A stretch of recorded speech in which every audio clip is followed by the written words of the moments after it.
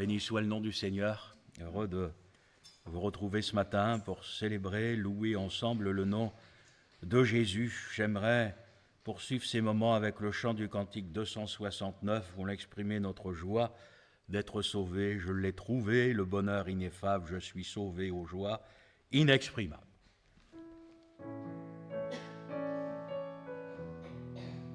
Je l'ai trouvé, le bonheur ineffable. Je suis sauvé, aux joies inexprimables. Tous mes péchés sont effacés, le sang de Christ me lave. Les jours des larmes sont passés, je ne suis plus esclave. Oh, quel bonheur d'avoir Jésus pour maître, mon seul sauveur. À toi seul je veux être. Tu vins briser, puissant vainqueur des mal, la tyrannie, affranchissant mon pauvre cœur, j'aime, donnant la vie.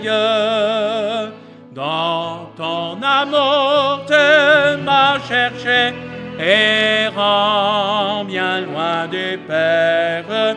Tu m'as sauvé de mon péché, tu fis de moi. Et maintenant et pour jamais, sous ton joug je me plie. Je ne peux vivre désormais, Jésus, que de ta vie. Ah, laissez-moi chanter mon roi, oui, qu'à genoux je chante. Jésus n'est-il pas tout pour moi? Gloire à sa croix sanglante. Sans se lasser, jour après jour, il m'aime encore. Comment répondre à tant d'amour? Je crois, j'aime et j'adore.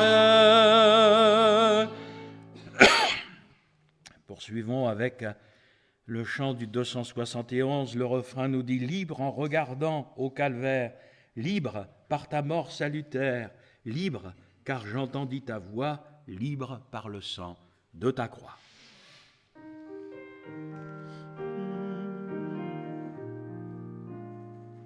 Jésus des fardeaux de la loi, par toi mon âme est libérée, pour toujours elle est délivrée de ce qui faisait son effroi.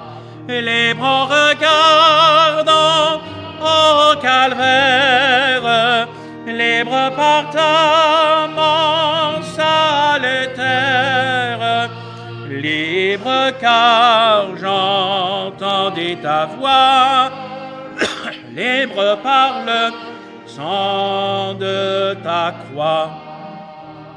Ô bonheur, il est éternel, le salut que Jésus me donne, et son amour qui me pardonne m'ouvrira la porte du ciel. Libre en regardant au calvaire, libre par ta mort salutaire, libre car j'entendis ta voix, libre par le sang de ta croix. Dieu m'aime, je suis son enfant. En sa fidélité, j'espère, dans tous les combats de la terre, il veut me rendre triomphant. Et libre en regardant au calvaire, libre portant mon salutaire, libre car j'entendais ta voix, libre par le sang de ta croix. Béni soit le nom du Seigneur. Heureux de vous retrouver après ces quelques jours de vacances qui, je le réalise, étaient vraiment nécessaires. Je crois que je n'étais pas fatigué, je crois que j'étais épuisé.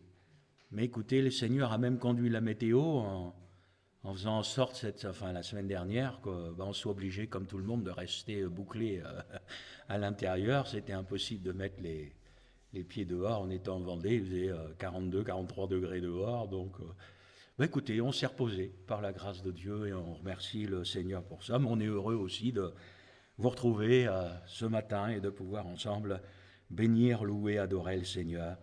Je vous invite à le faire encore avec le chant du Cantique 312.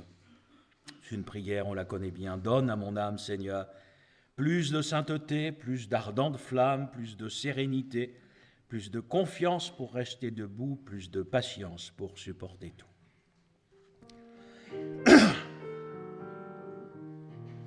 Ah, donne à mon âme plus de sainteté, plus d'ardente flamme, de sérénité, plus de confiance pour rester debout, plus de patience pour supporter tout. Fais que je contemple sans cesse l'agneau, son vivant exemple, sa croix, son tombeau, sa grâce fidèle, son immense amour, sa gloire éternelle, son prochain retour. Jésus, à tes larmes, je veux compatir de toutes tes armes, viens me revêtir par plus de prières, de zèle et de foi, que dans la lumière je marche avec toi. Donne à ton service un cœur plus joyeux,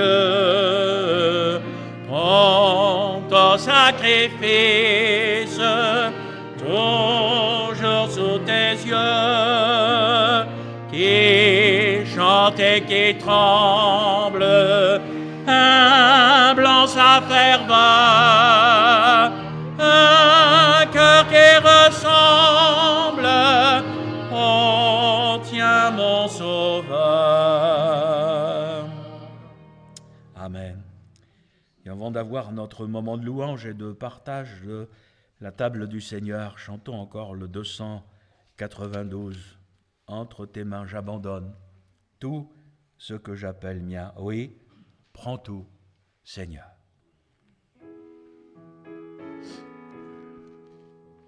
Entre tes mains, j'abandonne tout ce que j'appelle mien. Oh, ne permets à personne, Seigneur, d'en ne prendre rien. Oui, prends ton Seigneur. Oui, prends ton Seigneur. Entre tes mains, j'abandonne tout avec bonheur. Je n'ai pas peur de te suivre sur le chemin de la croix. C'est pour toi que je veux vivre, je connais, j'aime ta voix. Oui, prends ton Seigneur. Oui, prends ton Seigneur. Sans rien garder, je te livre avec bonheur. Tu connais mieux que moi-même tous les besoins de mon cœur. Et pour mon bonheur suprême, tu peux me rendre vainqueur. Ouais, prends ton Seigneur. Ouais, prends ton Seigneur. Je ne vais plus pour moi-même, mais pour mon Sauveur. Prends mon corps et prends mon âme, que tout en moi soit à toi, que par ta divine flamme tout mal soit détruit en moi. Ouais, prends ton Seigneur. Ouais, prends ton Seigneur. Je ne verrai en mon âme, règne sur mon cœur. Béni soit Dieu. Et j'aimerais, frères et sœurs, vous conduire dans une lecture dans l'Évangile selon Matthieu, chapitre 25, au verset 31.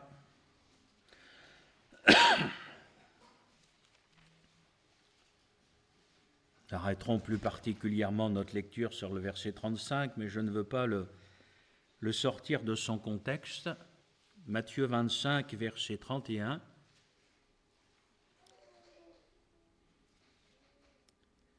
Lorsque le Fils de l'homme viendra dans sa gloire avec tous les anges, il s'assiera sur le trône de sa gloire.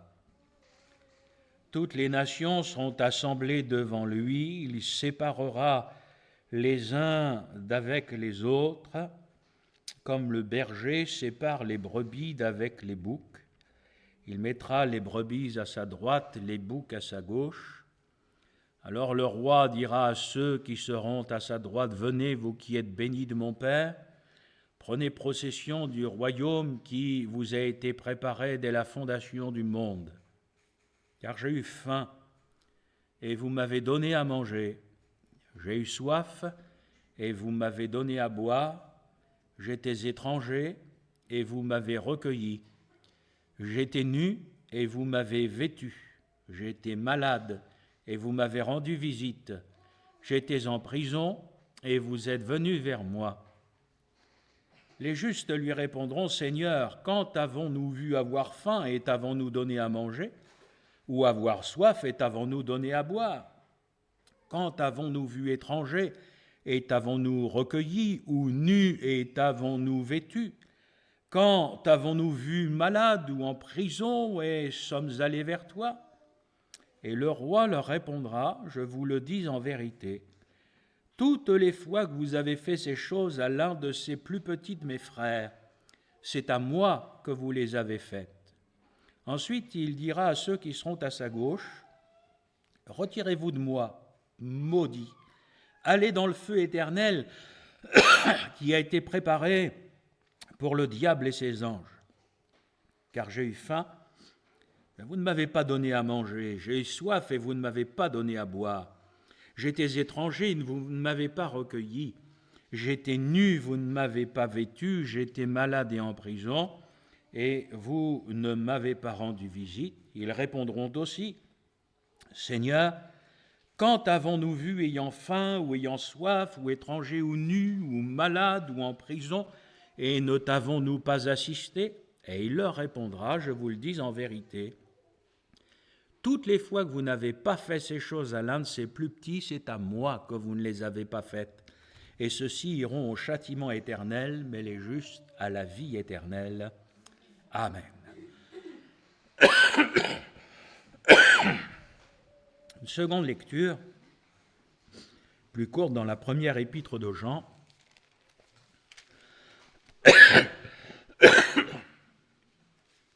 Chapitre 3.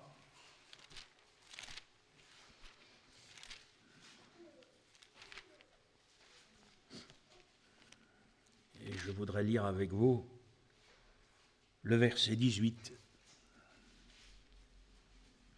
1 Jean 3, 18. Petits enfants, n'aimons pas en parole et avec la langue, mais en action et avec vérité. Amen. Alors, il ne faut pas faire dire à la Bible ce qu'elle ne dit pas, et que pour comprendre un texte biblique, il faut toujours le replacer dans son contexte. Là, nous sommes dans le contexte du jugement des nations. Donc, frères et sœurs, ce n'est pas un texte qui concerne l'Église en tant que telle.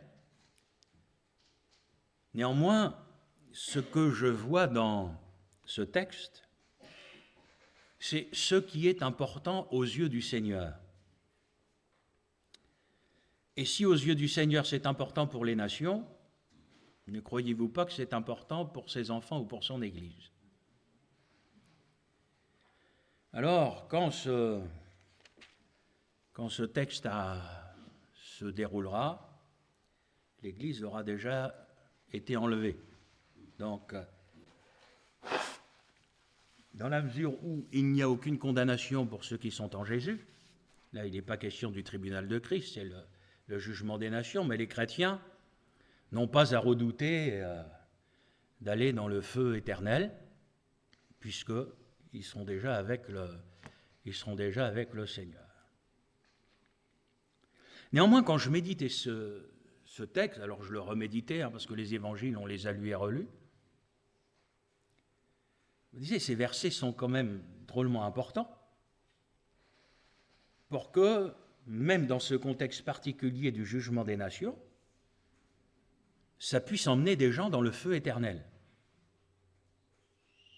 Donc je me suis dit, Seigneur, ces paroles que tu as prononcées sont des paroles qui, à tes yeux, sont vraiment des paroles essentielles, vraiment des paroles essentielles.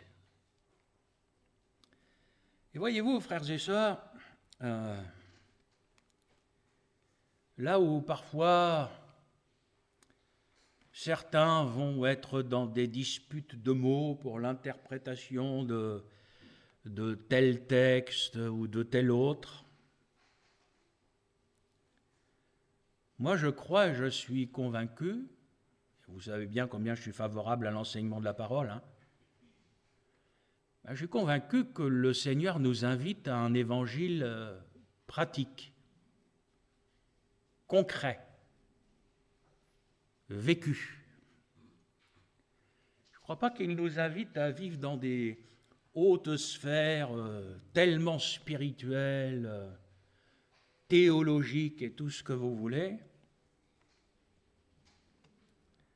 Moi, je crois que ce texte nous montre quelque chose qui est ô combien importante aux yeux du Seigneur. Et moi, ces textes de Matthieu 25, alors comme je vous le dis, en n'oubliant pas que le contexte, c'est le jugement des nations, mais moi, j'y vois pour les chrétiens que nous sommes un évangile pratique.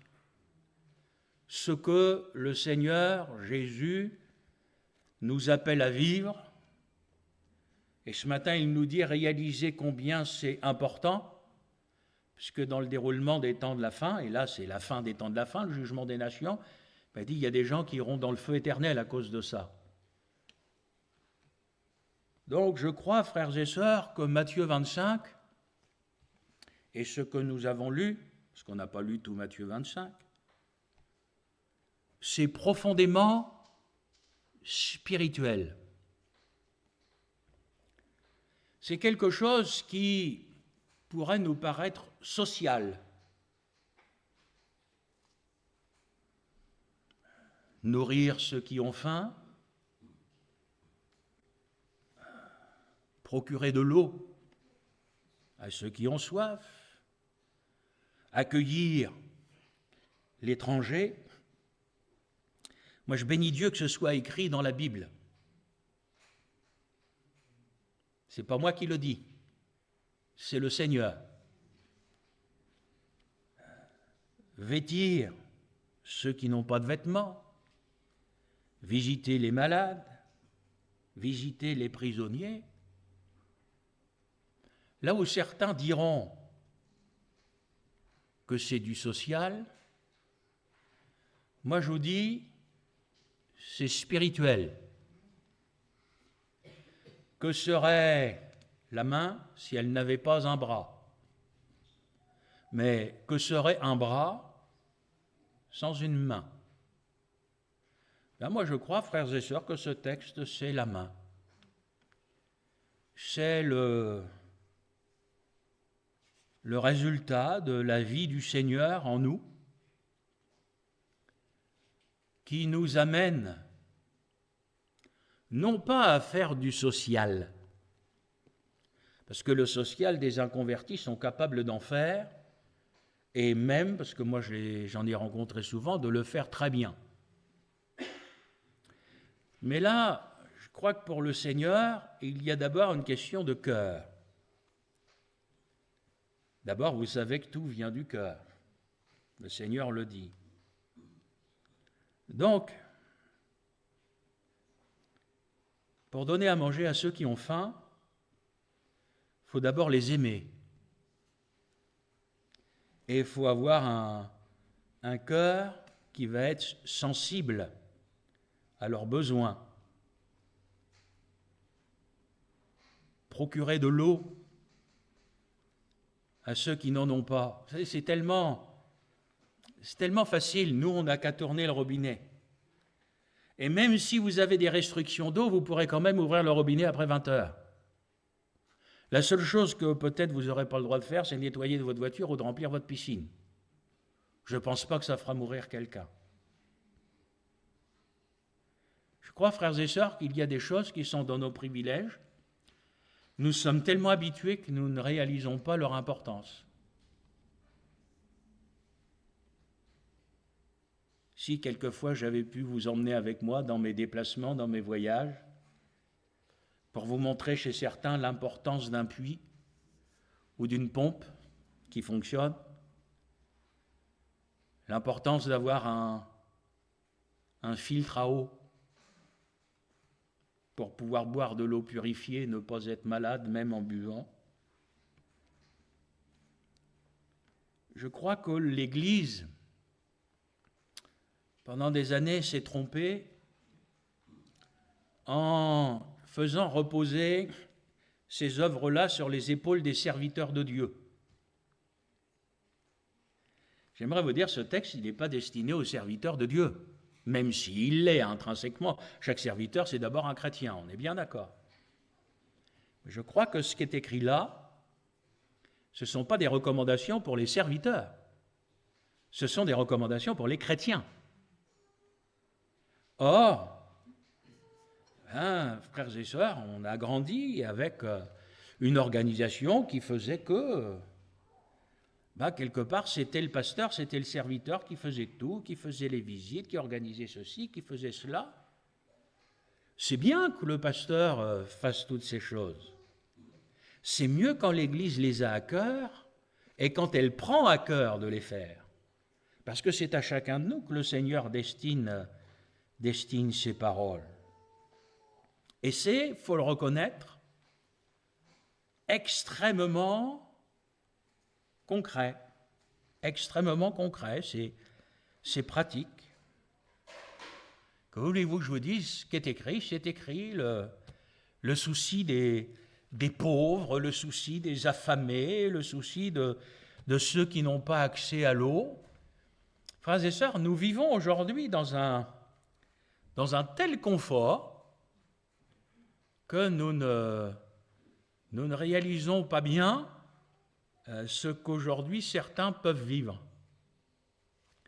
Et moi, je suis convaincu que quand le Seigneur nous a donné des choses, c'est pas, frères et sœurs, pour qu'on en jouisse égoïstement. Mais celui qui a, si le Seigneur lui a donné, c'est aussi pour qu'il puisse partager. Ça, c'est chrétien. Ça, c'est spirituel, frères et sœurs. Partage ton pain avec celui qui a faim. Ça, c'est biblique, frères et sœurs. Et c'est pas... vraiment, vous compreniez l'esprit dans lequel je vous prêche ça ce matin, c'est pas du social, c'est un cœur. Si on n'a pas un cœur pour ceux qui n'ont pas, si on n'a pas un cœur pour ceux qui ont faim, si on n'a pas, frères et sœurs, un vrai souci spirituel pour ces plus petits de nos frères, c'est l'expression du Seigneur Jésus, pour ces plus petits de nos frères, mais si nous ne sommes même pas capables de prendre soin de nos frères, c'est-à-dire de ceux de notre propre famille spirituelle, le Seigneur dira, mais on n'est pas mieux que les inconvertis. Et en fin de compte, ce qui va, entre autres, bien évidemment, ce n'est pas exclusif, mais montrer cette différence, c'est cet évangile pratique, cet évangile concret. Moi, j'ai eu le privilège de connaître des hommes de Dieu. Il en est un qui, sous certains aspects, m'a marqué. C'était le premier des missionnaires qu'à l'époque les Assemblées de Dieu avaient envoyé. Ça ne s'appelait pas le Burkina Faso, c'était la Haute-Volta. Il s'appelait Monsieur Dupré, Pierre Dupré. Et ce frère, moi je me souviens, j'étais très jeune pasteur, j'étais stagiaire encore à l'époque, donc ça commence à remonter. Mais ce frère nous disait, on ne peut pas prêcher l'évangile à quelqu'un qui a le ventre vide. Il disait, la personne que vous allez avoir en face de vous ne va pas avoir l'esprit à écouter l'évangile, il va avoir l'esprit à trouver à manger. Donc si vous voulez qu'il écoute l'évangile, remplissez-lui l'estomac. Et ce frère a montré, si vous voulez, que ce côté, donc de donner à manger à ceux qui étaient affamés, c'était tout aussi spirituel que de prêcher l'évangile, parce que l'un et l'autre étaient liés. C'est pour ça, frères et sœurs, moi je crois qu'en tant que chrétiens, nous ne pouvons pas réagir comme réagissent les inconvertis. Les inconvertis sont capables d'être généreux. Ils sont capables de se soucier des pauvres. Vous savez, vous avez des ONG qui sont dirigées par des inconvertis qui font des grandes choses. Mais, frères et sœurs, nous, si on fait quelque chose, c'est d'abord à cause du spirituel. C'est à l'exemple de Jésus. Mais Seigneur, quand avons-nous vu avoir faim? Seigneur, si ça avait été toi, Jésus, tu penses bien qu'on t'aurait donné à manger, tu penses bien qu'on t'aurait donné à boire, qu'on t'aurait visité. Seigneur, quand avons-nous vu avoir ces besoins, manifester ces besoins? Et Jésus dira, mais c'est quand ces besoins se sont manifestés chez ces plus petits. Et les besoins des plus petits, ça me touche. Et voyez-vous, frères et sœurs, les pauvres, ça touche le cœur de Jésus. Vous savez que Jésus a dit d'ailleurs que l'évangile était beaucoup plus accessible aux pauvres qu'aux riches. C'est lui-même qui l'a dit. Et on va voir dans ce texte le Seigneur montrer qu'il a un cœur, qu'il est sensible à tous ceux qui vivent dans ces besoins qui sont des besoins primaires, vitaux. Le Seigneur dit, mais quand vous avez fait ces choses, c'est à moi que vous les avez faites. Peu importe l'endroit dans le monde, peu importe la culture, peu importe la couleur de la peau, quand vous avez fait ces choses, vous avez béni. Et c'est comme si c'est à moi que vous avez fait ces choses-là. Frères et sœurs, il y a des choses pour nous qui sont tellement évidentes. Moi, je suis allé dans ces pays où les enfants ne pouvaient pas aller à l'école si vous ne payez pas. Et donc, vous aviez beaucoup d'enfants pauvres qui n'allaient pas à l'école. Mais à 8 ans, 9 ans, 10 ans, ils allaient travailler dans les champs, etc. Ils allaient ramasser des bouchons en plastique, enfin toutes sortes de choses pour essayer de tirer 2-3 sous, pour essayer d'aider la famille. Bon, chez nous, les gens râlent quand il y a une classe qui ferme, ceci, cela. Enfin, j'ai envie de dire, frères et sœurs, nous, nos enfants vont à l'école. Oui ou non? Mais qui parmi nous va un moment réaliser que c'est un privilège?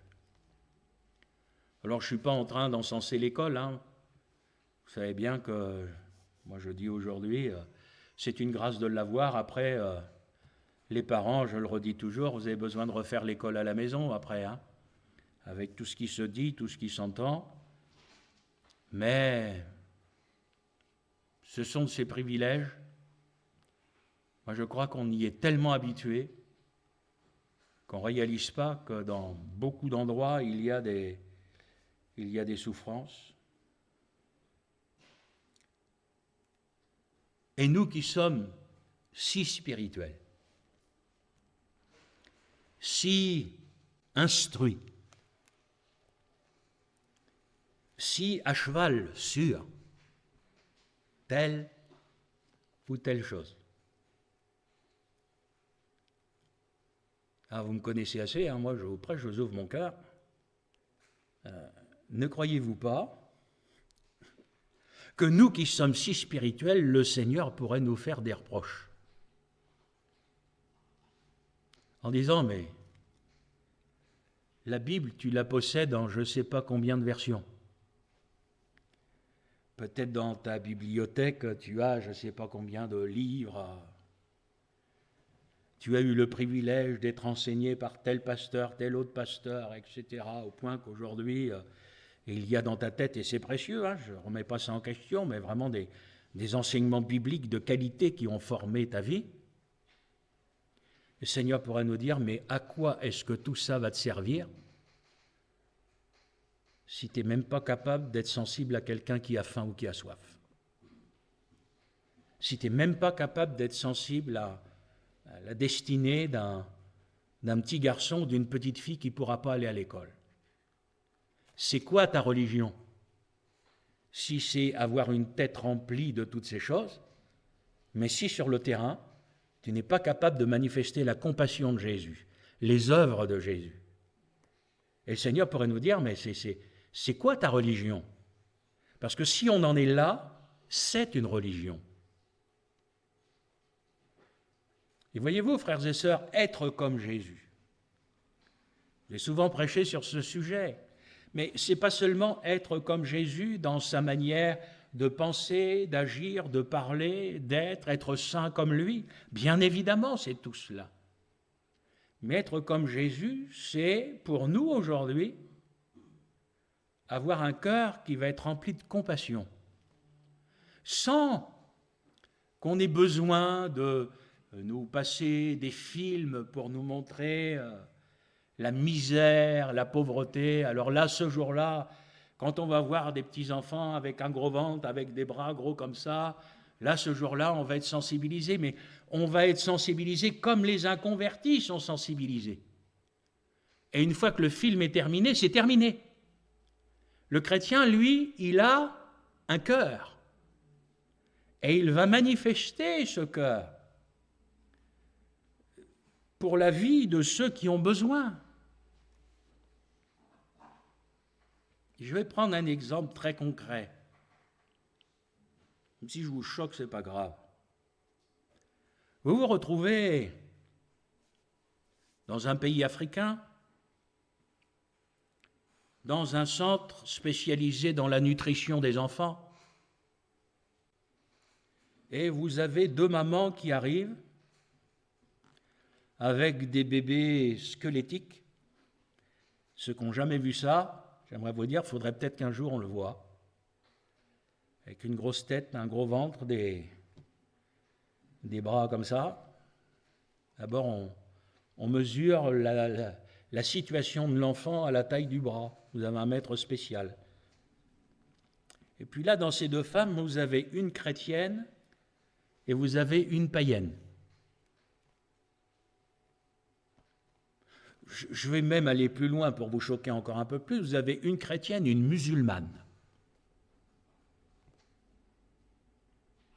Ce que vous avez fait aux plus petites, mes frères, ah ben elle, c'est une sœur. Donc, on va s'occuper de la sœur. Amen. Mais l'autre, vous allez laisser son enfant mourir de faim parce qu'elle est musulmane? Ou est-ce que votre manière d'agir envers elle va être un témoignage de l'Évangile? Qui va vers ceux qui sont dans le besoin? Qui va vers ceux qui sont perdus? Qui va vers ceux qui ont faim, qui ont soif? Voyez-vous, frères et sœurs, l'Évangile, c'est pas seulement parler. C'est pour ça que j'ai voulu qu'on lise ce texte de Jean. N'aimez pas seulement avec des paroles. Aimez en agissant. Faites du bien. Même à ceux qui ne sont pas au Seigneur.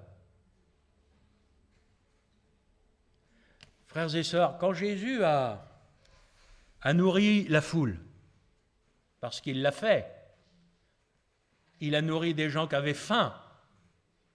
Il l'a fait, oui ou non? Moi, je crois que dans la foule, il y a des gens qui venaient de partout. Vous croyez qu'il s'est soucié de savoir d'où tu viens? On va nourrir d'abord et ceci, cela. Jésus a dit, t'as faim, moi je te donne à manger, quoi. Et ça c'est l'Évangile. Ça, c'est accueillir, y compris l'inconverti, dans notre manière de parler pour nous, et de bénir au nom de Jésus, et en bénissant au nom du Seigneur, j'ai envie de dire, on va prêcher l'Évangile. On va montrer ce que c'est que l'Évangile. On va montrer ce que c'est qu'un chrétien. C'est quelqu'un qui fait du bien. C'est quelqu'un qui bénit. Et c'est quelqu'un qui va bénir comme Jésus lui-même a béni. Et vous savez, moi je crois que faudra jamais regretter d'avoir fait du bien. On pourra toujours nous faire des reproches si on a fait du mal. Mais j'ai envie de vous dire, frères et sœurs, si vous avez fait du bien, réjouissez-vous. Même si vous vous êtes fait rouler. Parce que vous savez, en faisant du bien, moi ça m'est arrivé je ne sais pas combien de fois, un jour ou l'autre, on se fera avoir. Et alors? Vous savez, moi j'ai vu des dispensaires où on donnait les médicaments à des gens qui venaient, et puis vous sortiez sur le coup de midi pour aller acheter quelque chose, puis les gens qui étaient venus prendre les médicaments gratuits au dispensaire, ils étaient en train de les revendre sur le marché après. Ouais. Mais au milieu de tout ça, vous avez vraiment eu des gens malades qui avaient besoin d'être soignés. Après, c'est chacun en face du Seigneur. Vous savez, frères et sœurs, je crois que, oui, il faut qu'on soit qu'on soit prudent, il faut qu'on fasse attention. Je suis le premier, moi, comme ça, à contrôler les choses après, vous savez. Moi, je crois que le Seigneur ne reprochera pas d'avoir été généreux et d'avoir béni en son nom. Je vous rassure, je ne suis pas ce matin en train de faire un appel d'argent parce que j'ai un projet derrière la tête. J'en ai pas. Ce matin, je suis en train de vouloir éveiller votre conscience, votre cœur, à cet aspect ô combien précieux, ô combien pratique de l'Évangile. Je me suis dit, est-ce que cet Évangile pratique, pour nous, en ce qui nous concerne, ça ne pourrait pas aussi être de prendre des nouvelles les uns des autres, de ne pas rester forcément chacun dans son coin, mais quand on sait dans l'Église qu'un frère ou une sœur, un foyer, passe par un moment difficile, est-ce que cet évangile pratique, ce ne serait pas de dire, d'une manière ou d'une autre, on a tellement de moyens aujourd'hui, à ce frère, à cette sœur, à ce couple, cette famille, dire, mais tu sais, on ne t'oublie pas. On prie pour toi. On ne va pas être tous les jours en train d'appeler la personne. Là, ça deviendrait maladif. Mais, est-ce que ça, c'est pas un évangile pratique, concret? Faire une petite visite, un petit mot. Si vous saviez combien j'en ai écrit, moi, des petits mots. Parce que vous savez, parfois, j'ai expérimenté ça, on n'y peut rien, c'est comme ça, mais parfois le pasteur, il impressionne. Pourtant, je pense être quelqu'un de simple, mais vous y pouvez rien, c'est comme ça, c'est dans la nature des hommes. Alors, j'ai des petites cartes des fois avec des versets, puis quand vous avez quelqu'un qui ne va pas bien et tout, juste un petit verset, on pense à toi, on prie pour toi, vous glissez ça, c'est pas grand-chose. Je ne vous dis pas demain d'écrire des petits mots à tout le monde, on se comprend bien. Vous ne croyez pas que quelqu'un qui ne va pas bien, un petit geste, une petite parole, un sourire, un petit coup de téléphone, un SMS, aujourd'hui on a tellement de moyens. Vous ne croyez pas que ça peut pour nous être le moyen de témoigner un évangile pratique, de montrer que dans l'Église on se soucie l'un de l'autre? Vous savez ce que Caïn a dit à Dieu? Vous savez ce qu'il a dit à Dieu? Suis-je le gardien de mon frère? Moi, je le regarde dans les yeux, je vous dis oui. Mais oui. Tu es le gardien de ton frère. Le Seigneur ne l'a pas placé à côté de toi pour qu'il soit pour toi comme un étranger. Tu es le gardien de ton frère et l'Église du Seigneur, c'est l'Église du Seigneur. Toutes les fois que tu as fait ça, c'est comme si tu l'avais fait au Seigneur lui-même. Jésus le dit, toutes les fois que vous avez fait ces choses, c'est comme si vous me l'avez fait à moi. Et Jésus dira aussi, toutes les fois que vous ne l'avez pas fait, c'est comme si vous ne l'aviez pas fait. Alors j'ai abordé les sujets qui fâchent. Qu'en est-il de l'accueil de l'étranger?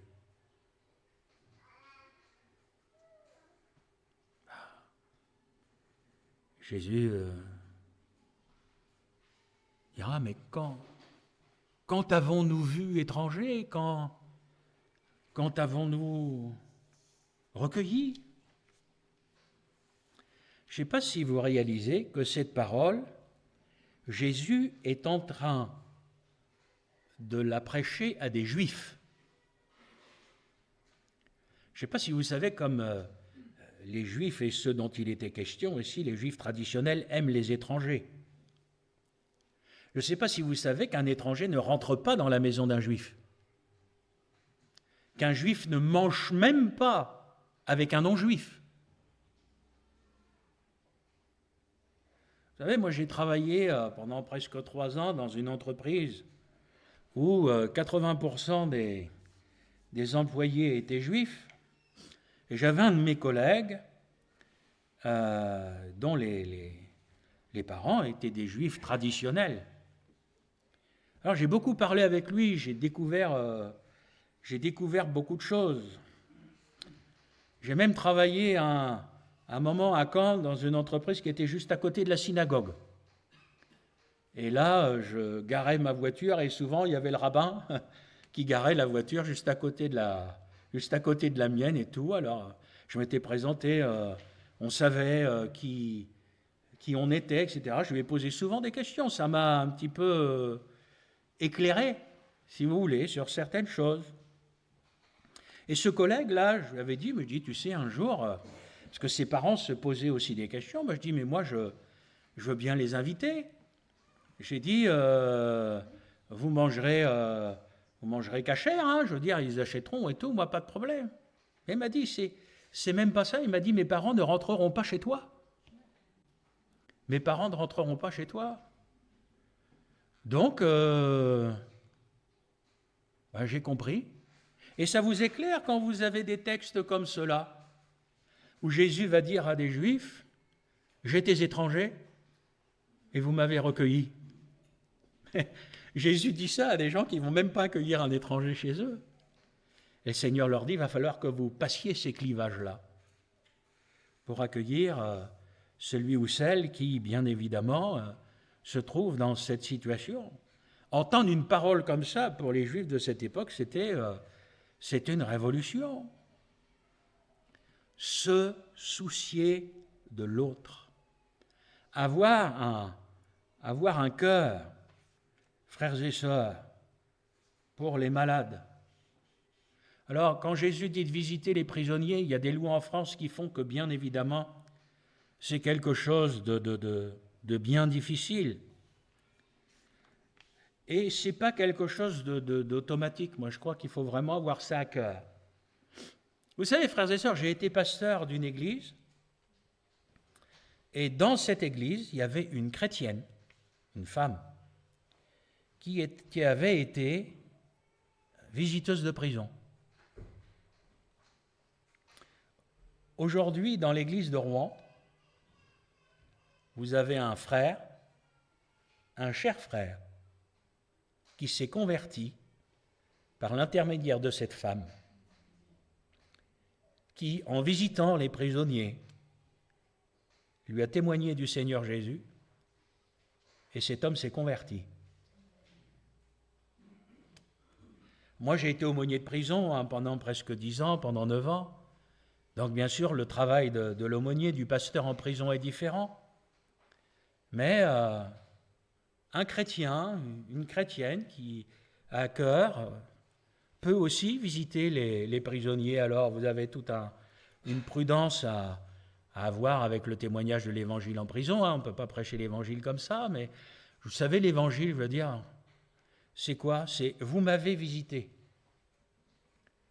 Mais qui es-tu, toi, pour venir me voir en prison? Je ne te connais même pas, tu n'es pas de ma famille, tu n'es pas de mes amis, etc. Des choses comme ça qui peuvent tout à fait être le témoignage de l'évangile que le Seigneur désire pour nous. Alors je vous relis ce que Jésus a dit. Toutes les fois que vous avez fait ces choses à l'un de ces plus petits de mes frères, c'est à moi que vous les avez faites. C'est à moi que vous les avez faites. Et ça, je crois, frères et sœurs, il ne faut vraiment pas que nous le perdions de vue.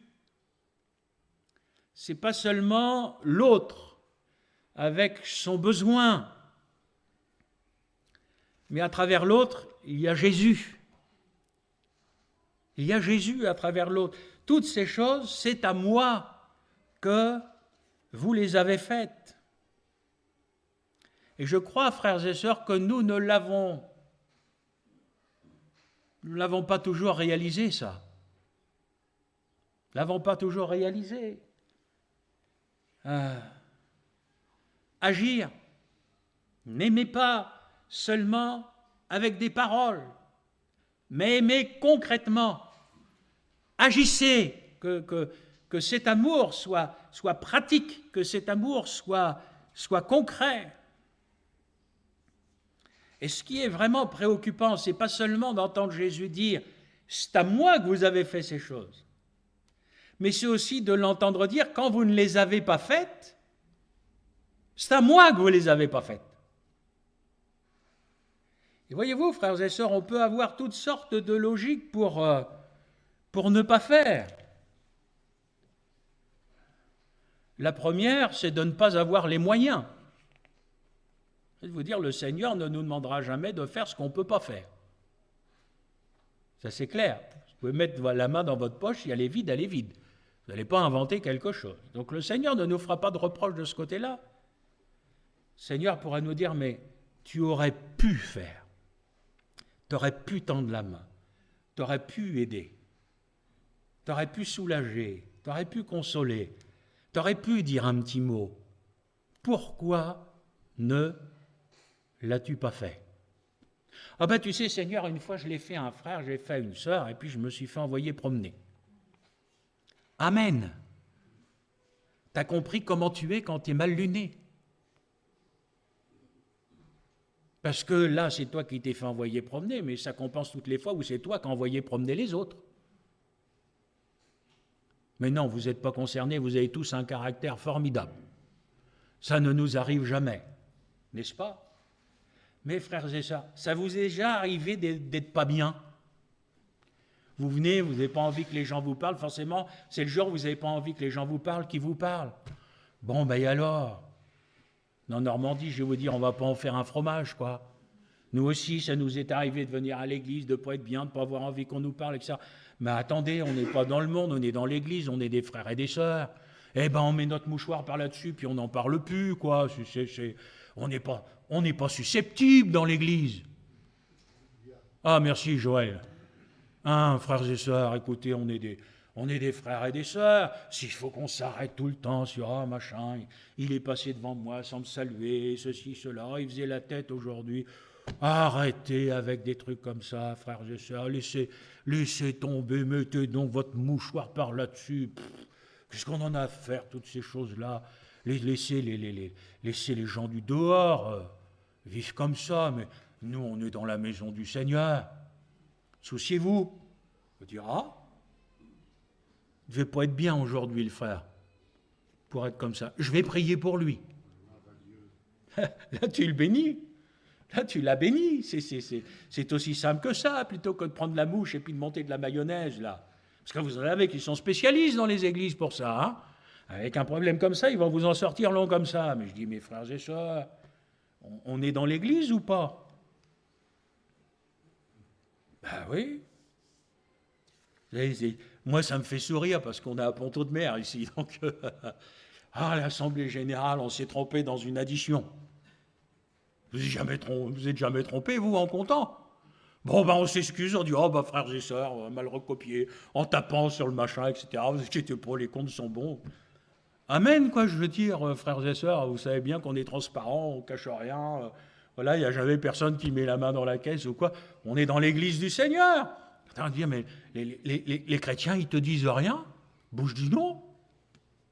Qui me dirait quelque chose? Je veux dire, voilà, c'est...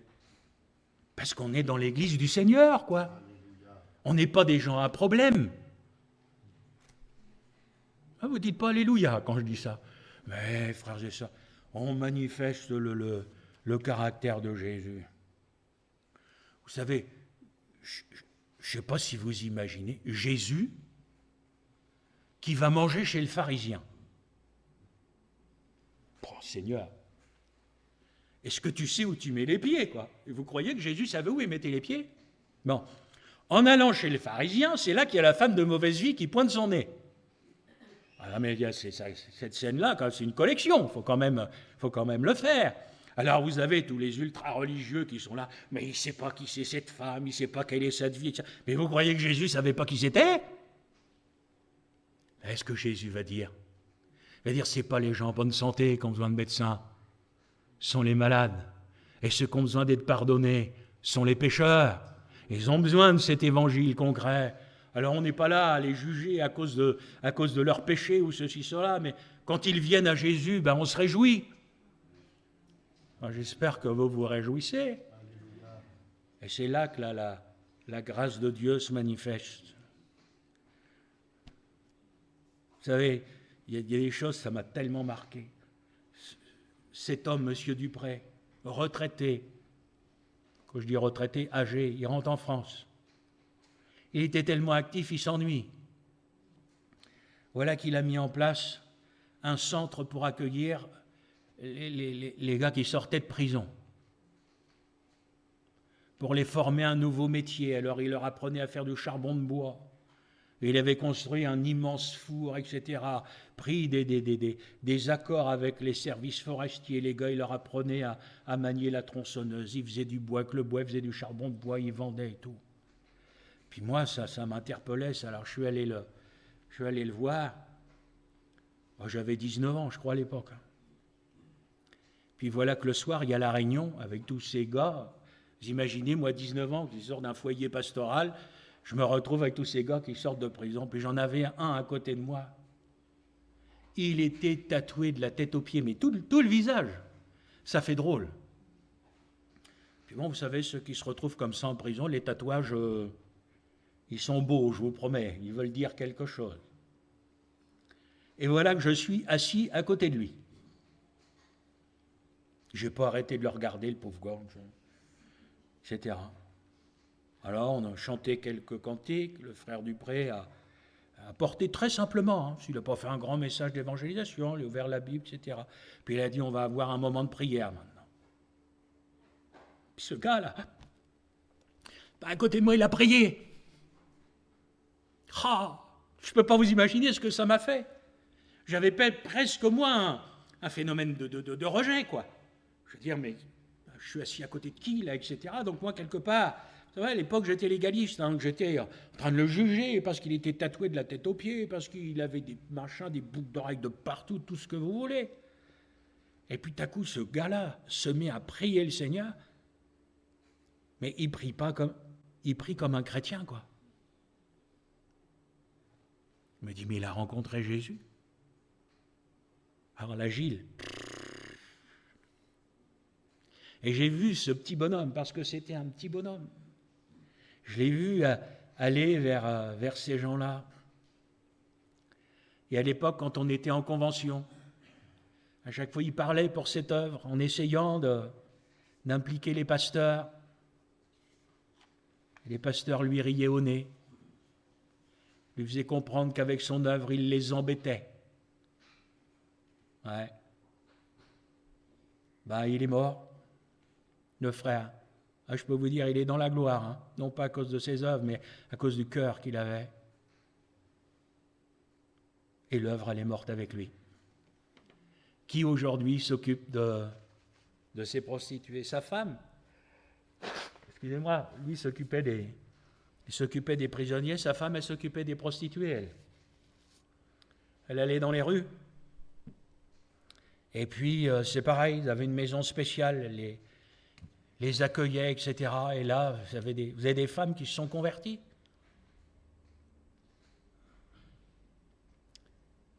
Et aujourd'hui, l'Église, elle veut voir des âmes sauvées. Et moi, je me dis, est-ce qu'on a encore un cœur pour aller les chercher là où elles sont? Ça, moi, j'en suis pas sûr. Sortir les chrétiens de leur confort aujourd'hui. Alors, je ne dis pas que tout le monde est fait. Attention, comprenez bien ce que je dis. Tout le monde n'est pas fait pour aller s'occuper des prostituées, hein. Bien sûr qu'il faut vraiment être appelé. Moi, je ne dis pas que tout le monde est fait pour aller en prison. Vous savez, moi, j'y suis allé et je vous dis que tout le monde n'est pas fait pour y aller. Mais Jésus dit, ces choses, c'est à moi que vous les avez faites. Alors je conclus ce matin en reprenant ce texte du prophète Ésaïe. Si tu donnes ta propre subsistance à celui qui a faim, si tu rassasies l'âme indigente, ta lumière se lèvera sur l'obscurité et les ténèbres seront comme le midi.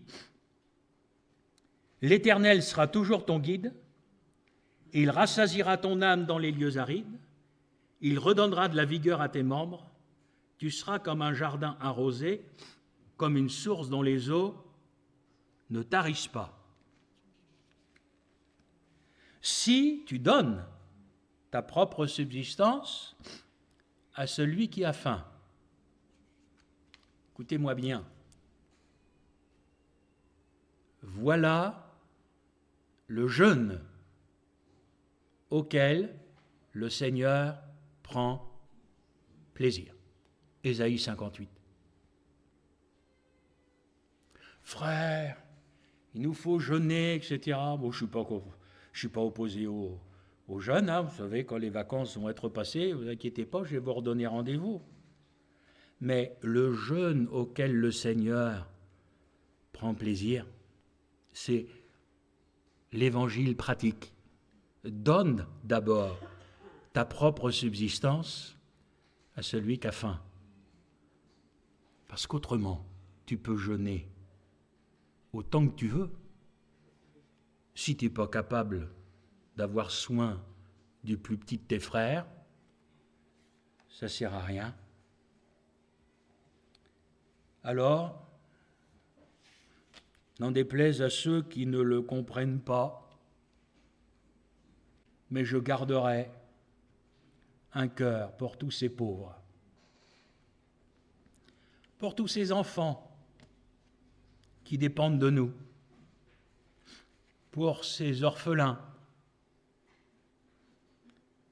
Et je pense avoir été spirituel en vous ayant prêché ça ce matin.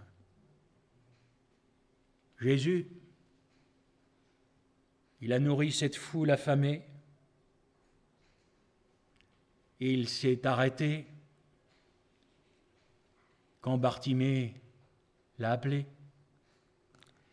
Et il s'est penché sur la belle-mère de Pierre, malade. Jésus a si souvent délivré des infirmes, on les appellerait des handicapés aujourd'hui. Jésus, et je prêcherai là-dessus cet après-midi, qui va délivrer de la cécité les aveugles. Jésus, touché par ceux qui passent par le deuil.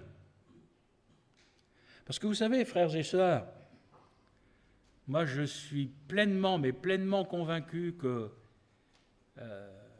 les chrétiens ne vivent pas la mort comme les inconvertis. Nous, quand quelqu'un part avec le Seigneur, il part avec le Seigneur. Mais frères et sœurs, vous savez, quand Jésus voit ce qu'on voit avec cette mère et son fils dans le cercueil, vous savez, Jésus a été touché. Quand Jésus va voir Marthe et Marie qui ont perdu leur frère, vous savez ce que la Bible nous dit? Jésus pleura. Pourtant, il savait bien ce qu'il allait faire. Il savait qu'il allait ressusciter Lazare. Mais quand Jésus voit les gens dans le deuil, eh bien, le cœur de Jésus est touché. Alors moi, je crois que si d'un côté, bien évidemment, quand certains partent avec le Seigneur, on est heureux de les savoir avec Dieu. De l'autre côté, notre cœur est aussi touché par ceux qui ont de la peine, par ceux qui passent par le deuil, à l'image de Jésus. Ça, c'est l'évangile concret. C'est pas de dire, t'inquiète pas, avec le temps, ça passera, demain, tu n'y penseras plus. Ça, je trouve pas ça très chrétien, de dire ce genre de choses, n'est-ce pas? C'est dire, on va prier et on soutient. Alors que le Seigneur vous bénisse, je souhaite que le Seigneur ait pu parler à vos cœurs ce matin et que le Seigneur nous conduise à, pas seulement à entendre ces choses, mais à les vivre, mes chers frères et sœurs. On prie ensemble. Seigneur, que ta grâce repose sur chacun de nous et que, comme toi-même tu l'as dit, que nous ne nous bornions pas à entendre ta parole, mais que nous puissions, Seigneur, la vivre et la mettre en pratique. Jésus, donne-nous de vivre comme toi tu as vécu, d'avoir un cœur qui ressemble au tien, d'avoir cet amour pour notre prochain, d'avoir cette compassion pour tous ceux qui souffrent. Garde-nous de l'indifférence. Garde-nous, Seigneur, de vivre comme le commun des mortels, en ne pensant qu'à nous. Mais Seigneur, donne-nous le souci de nos semblables. Merci de nous bénir ensemble, dans le beau nom de Jésus. Amen. Gloire à Dieu.